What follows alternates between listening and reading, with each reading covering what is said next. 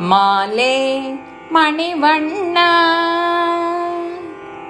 மாலே மணிவண்ணா மார்கழி நீராடுவான் மாலே மணிவண்ணா மார்கழி நீராடுவான் மேலையார் செய்வனகள் வேண்டுவன் கேட்டியேல் ஞானத்தையெல்லாம் நடுங்க மூரல் வண்ண ஞானத்தையெல்லாம் நடுங்க மூரல் வண்ணா பாலன்ன வண்ணத்து பாஞ்சா சென்னியமே பாலன்ன வண்ணத்து பாஞ்சா சென்னியமே போல்வன் செங்ககணன் போயப்பாடுடையனவே சாலம் பெரும் பலையே பல்லாண்டு சைப்பாரே குளவிளக்கே கொடியே விதானமே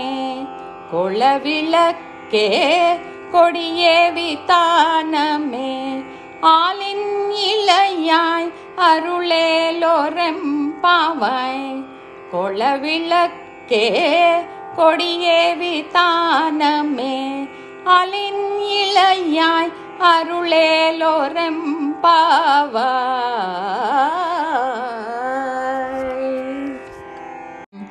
ಮಾಧವಮಣಿವರ್ಣ మార్గశిర స్నాన మడగ వ్రత విధాన క్రమమున వరములడగ వచ్చితిమి జగములల్లా కంపించేటి జగములల్లా కంపించేటి పాలను పోలిన పాంచజన్యముకు సాటైన శంఖములు వసగవయ్యా మాకు ఘనమైన తప్పెటలు పల్లాండు పాడగను కోలదీపములు కేతన విధానము కోలదీపములు కేతన విధానము వటపత్ర సాయియే వరములొసగు ఈ వ్రతము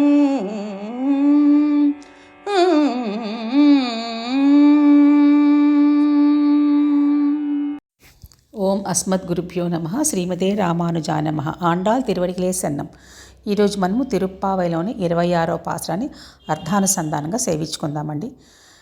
మాలే మణివన్నా மார்கழி நீராடுவான் மேலையா செய்வனகள் வேண்டுவன கேட்டியேல் ஞாலத்தை எல்லாம் நடுங்க முரள்வனா பாலன்ன வண்ணத்து உன் பாஞ்ச சென்னியமே போல்வன செங்கங்கள் போயிப்பாடுடை எனவே சாலப்பெரும் பறையே பல்லாண்டி சைப்பாரே கோளவிளக்கே கொடியே விதானமே ఆలీనిలయ్యా అరులే లోరెంపావాయ్.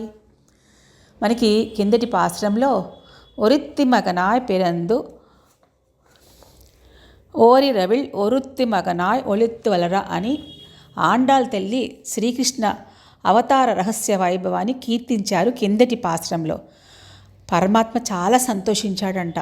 ఇంతవరకు ఎవరు నా యొక్క జన్మ రహస్య వైభవాన్ని ఎవరు తెలపలేదు, ఆండాళ్ తల్లి ఒక్కతే తిరుప్పావైలో వారి యొక్క వైభవాన్ని జన్మ రహస్య వైభవాన్ని తెలిపారని సంతోషపడ్డారంట.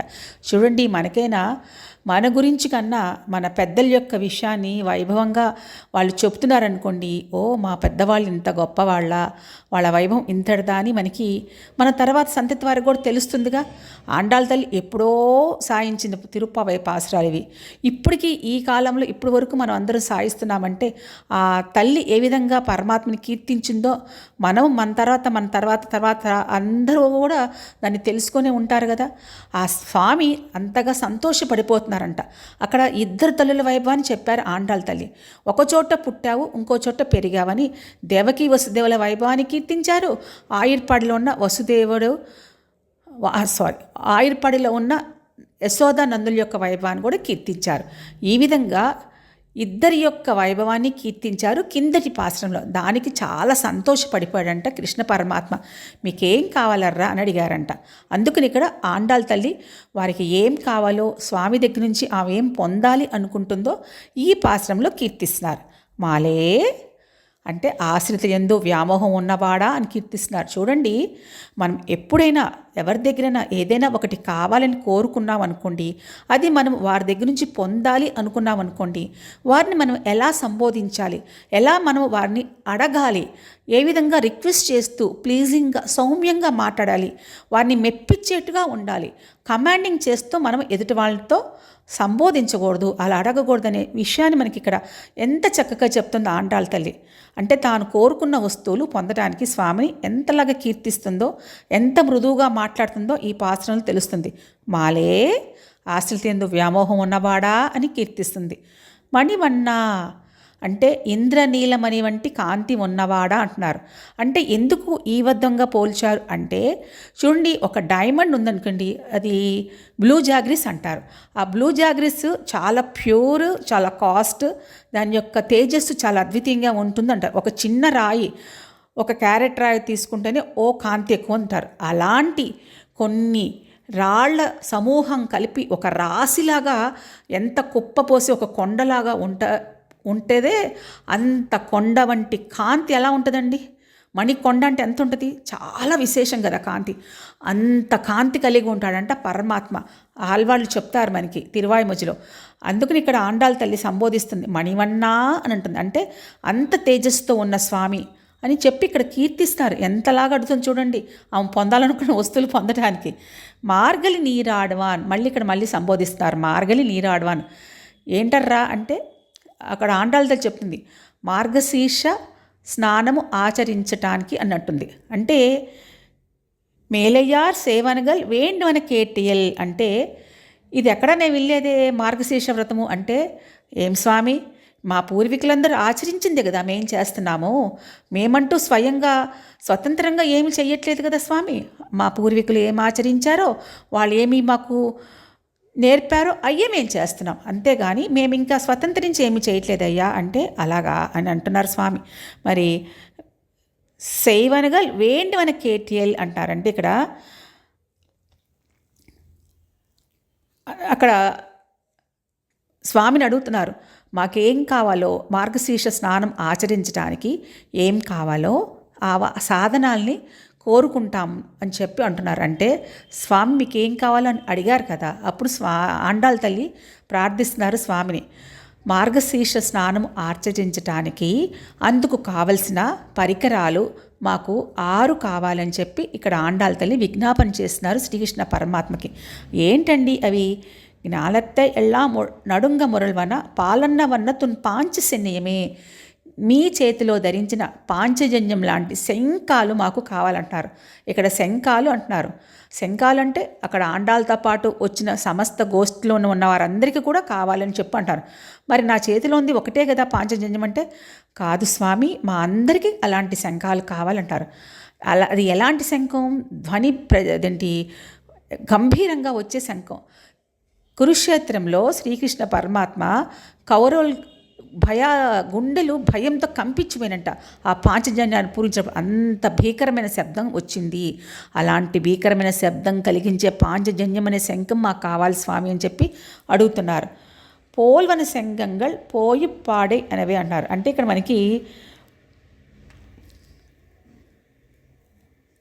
విశాలమైన చాలా పెద్దదైన పరాను వాయిద్యం కావాలంటున్నారు. ఇక్కడ పరా అనే వాయిద్యము కావాలని చాలాసార్లు చాలా పాసురాల్లో అడిగారు ఆండాళ్ తల్లి. అంటే అది మెడలో ధరించి ఆ పరై అనే ఒక వాయిద్యాన్ని అలా మ్రోగిస్తూ ఉంటారు అన్నమాట. అంటే ఈ వ్రతము ఆచరిస్తున్నామని ఆ వాద్యము చేసి అందరికీ తెలిసేట్లు ప్రచారం చేయడానికి కావాలన్నట్టుగా మనకి చెప్తారు. అంతరార్థంగా విషయం తర్వాత లాస్ట్కి తెలుస్తుంది మనకి. మళ్ళీ పోల్వన సెంగల్ పోయి పాడే అనేవి సాల పెரும் పరయ్యే పళ్ళాండి సేపారు, కోళ్ళ విలక్కి అన్నారు. చూడండి, మనం ఏదైనా ఒక తిరువారాధన చేసినా ఒక కార్యాన్ని మనం ప్రారంభించేటప్పుడు దీపం వెలిగించి చేస్తాం. అందుకని ఇక్కడ ఈ విషయంగా ఆండాళ్ తల్లి కోళ్ళ విలక్కే అని దీపం కావాలి అడుగుతున్నారు. కొడియే వితానమే. కొడియే అంటే ధ్వజము. చూడండి, మనకి శ్రీకృష్ణ పరమాత్మ ఆయుర్పాడులో ఉన్నప్పుడు చాలామంది ఆయన కలుసుకోవడానికి, ఆయనతో మాట్లాడడానికి, వాళ్ళ యొక్క సందేహ నివృత్తి కోసం ఆయన తిరుమాలికి వేయించేసేవారట. కానీ ఆయన ఇల్లు కనుక్కోవడం కష్టం కదా, అందుకని వారి ఇంటికి ఒక ధ్వజాన్ని ఏర్పాటు చేసుకున్నారు శ్రీకృష్ణ పరమాత్మ వారి భవనానికి అని చెప్పి అంటారు మనకి. అలాగా నీవు అదేంటి వేయించేసుకున్న అలాంటి కొడి ధ్వజం మాకు కావాలి స్వామి అంటారు. స్వామి యొక్క ధ్వజం ఏంటండి? గరుడ పక్షి కదా, అదే ఇక్కడ మనకి చెప్తున్నారు. కొడియే వితానమే. వితానం అంటే చాందిని. మరి మార్గశీర్ష మాసమాయే, మంచు పడుతుంది. మరి వారందరూ అలాగ చిన్నవాళ్ళు గోష్ఠిగా వస్తున్నారు. మరి వారందరికీ ఎటువంటి సమస్యలు లేకుండా వితానమే ఒక చాందిని కావాలి అడుగుతున్నారు. ఆ చాందిని వాళ్ళు ధరించుకొని అలాగా గోష్ఠికి లోని వారందరూ కూడా స్వామి దగ్గరికి వస్తానికి, ఈ మార్గశీర్ష వ్రతం ఆచరిస్తానికి ఒక చాందిని కావాలంటారు. మరి స్వామి మధురానగర్ నుంచి ఆయుర్పాళ్ళకి వచ్చేటప్పుడు వసుదేవుడు యమునా నది దాడుతున్నప్పుడు శ్రీకృష్ణ పరమాత్మతో ఆ ఆదిశేషు అలాగా వారికి రక్షగా ఒక గొడుగులాగా వేయించేసి ఎటువంటి అవధ్యం రాకుండా తీసుకెళ్ళి ఆయుర్పాళ్ళలో క్షేమంగా చేర్చారు కదా, అందుకని అది కోరుకుంటారు. ఆలినిలయ్య అంటారు. ఆలినిలయ్య అరుల్ ఎలోరుం బావాయ్. ఇదే అండి మెయిన్ పాయింట్. స్వామి యొక్క వైభవాన్ని తెలుపుతుంది. అఘటిత ఘటనా సామర్థ్యం యొక్క పరమాత్మ వైభవాన్ని ఇక్కడ తెలుపుతున్నారు. ఆ స్వామి ఎక్కడ వేయించేశారంట? మర్రి ఆకు మీద వేయించేశారు. మర్రి ఆకు మీద పొడుకొని ఉన్నారు. ఆండాళ్ తల్లి శ్రీవల్లిపుత్తూరులో పెరియాళ్వార్ సంరక్షణలో పెరిగినప్పుడు అక్కడ ఉన్న వటపత్ర సాయినే ఎక్కువ ఆరాధించేవారు. ఆ వటపత్ర సాయి అంటే ఎందుకు ఇన్ని రకాల వృక్షాలు ఉన్నప్పుడు వటపత్రమే ఇక్కడ విశేషంగా చెప్తున్నారంటే, ఆ మర్రి చెట్టు యొక్క అభివృద్ధి శాఖోపశాఖలుగా వ్యాపించి అలాగ అనేక మందికి అది ఒక నీడనిస్తుంది అని చెప్పన్నారు. ఈ వటపత్రం మీద పడుకున్న స్వామి ప్రళయకాలంలో సమస్త లోకాలని తన బొజ్జులో దాచుకొని మళ్ళీ ఆ ప్రళయకాలం అయిపోయిన తర్వాత ఆ యొక్క పదార్థాలని, ఆ యొక్క సమస్త జీవుల్ని కూడా వారి వారి కర్మల్ని బట్టి యథాస్థానంలో ఎటువంటి రూపంలో కానీ ఏ విషయంలో మార్పు అనేది రాకుండా మళ్ళీ వాటిని అలాగా వాటికి ఒక రూపాన్ని, స్థానాన్ని ఇస్తారు ప్రళయకాలం అయిన తర్వాత అని కూడా మనకి చెప్తారు. అలాంటి విషయం ఎవరైనా చేయగలరండి? అంత అఘటిత ఘటనా సామర్థ్యం ఉన్నవాడు పరమాత్మ. చిన్న ఆకేంటి, దాని మీద స్వామి పవలించడం ఏంటి, దాంట్లో సమస్త లోకాలు తన కుక్షిలో భద్రపరచుకోవడం ఏంటి, మళ్ళీ ఆ పదార్థాలన్నీ తీసి మళ్ళీ వాటిని యథారూపంలో వేయించేసి ఉన్నటువంటి ఇవన్నీ కూడా ఎవరికైనా సాధ్యమవుతుందా అండి? కాదు కదా. కేవలం పరమాత్మకే, ఆ పరతత్వ స్వరూపం కలిగిన వాడికి మాత్రమే ఇదంతా సాధ్యమవుతుందని చెప్పి ఆ స్వామి యొక్క వైభవాన్ని, వటపత్ర సాయిని అలా కీర్తిస్తున్నారు ఆండాళ్ తల్లి ఈ పాశ్రంలో. అంటే ఈ పాశ్రంలో మాలే అంటే ఆశ్రిత వ్యామోహం ఉన్న యొక్క స్వరూపాన్ని తెలుపుతున్నారు.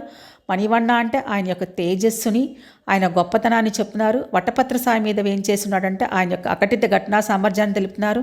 మరి ఆయన దగ్గర ఉన్న పరికరాలు ఏమి కావాలో ఆండాళ్ తల్లి 6 వస్తువుల్ని ఒక క్రమ పద్ధతిలో చక్కగా అడిగారు. వారు ఏం కావాలనుకుంటున్నారో స్వామిని అర్థించారు ఈ పాశ్రంలో. వాటికి సమాధానం రేపు ఏం చెప్తారో, పరమాత్మ చెప్పిన దానికి వీళ్ళేం సమాధానం చెప్తారో రేపటి పాశ్రంలో తెలుసుకుందాం. ఆండాళ్ తిరువడిగలే శరణం.